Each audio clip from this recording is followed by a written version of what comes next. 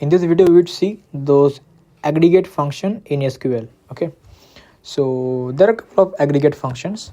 Let me first write all of them. So we have count, we have sum, we have average, we have mean, we have max. Okay, so now let's see how each of those aggregate function works. So before I start, let me first create a table so that we get to know how things are working.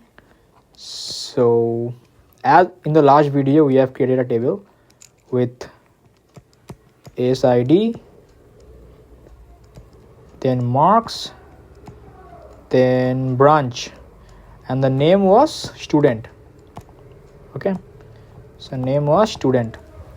So the first is count, right? So we'll use select, let's say count. Now let's say I want to print all the values, so let me fill the table first. It will be useful.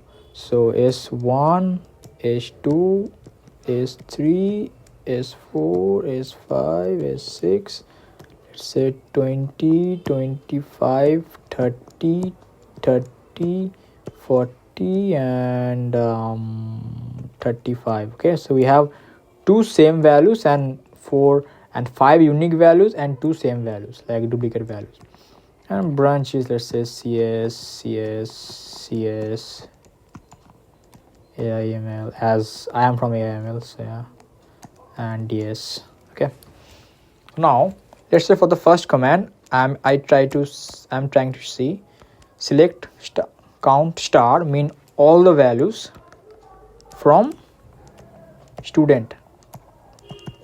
Okay, now what will be the answer? The answer will be count mean how many rows are there, right? So 1, 2, 3, 4, 5, 6, right? So 6 rows.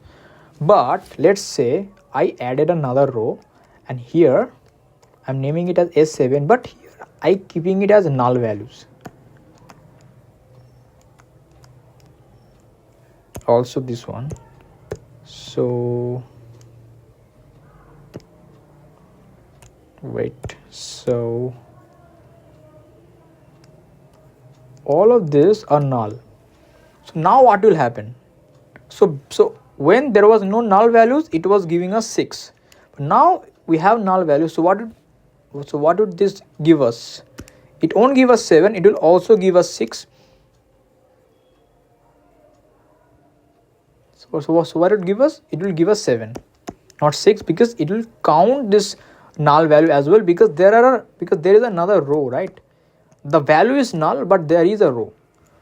But if we, let's say we select count marks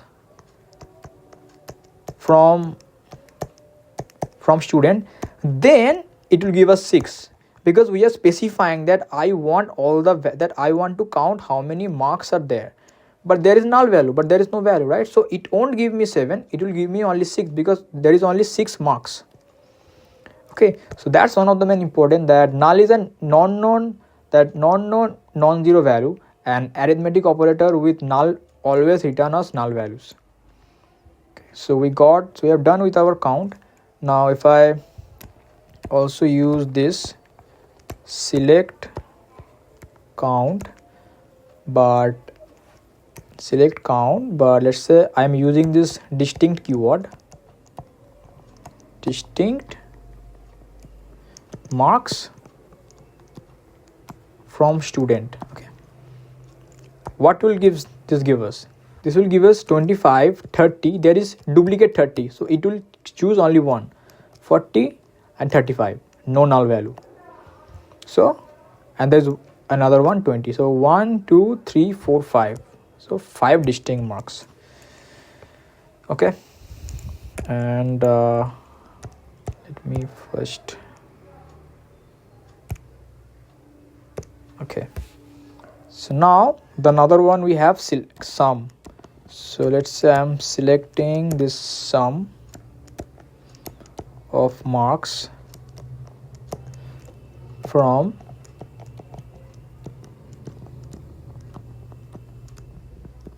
student, then what will be the answer? It will simply sum all the values of this and it will reject these null values. Okay, so we have 30, 30, 60, 40, 100, 135, 50, 160, so we have 180. So the answer will be 180.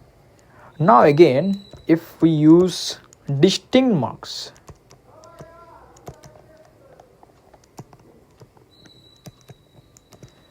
it will give us, so it won't choose this one, so we'll have 150. Okay, after sum we have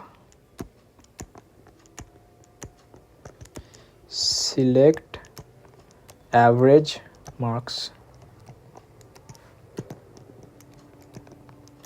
from student, and what this will give us, so we'll, like for average, right, we simply need to summation of all, then we need to divide by 6. So we have 180 total, so by divide of 180 with divide of 6 we'll get 30. Okay, now also if we use distinct keyword with this, if we use distinct, it will give us 150 by 6, then whatever the answer, it will be the answer. Okay, then also we have our max of marks. Max of marks will give us, so what's the max marks value, which is 40, and the minimum is 20. So the max marks value is 40 and minimum marks value is 20. Okay, so these are our 5 aggregate function, which is count, sum, average, max, and mean. Okay, so yeah, thanks for watching. We'll see you in the next video.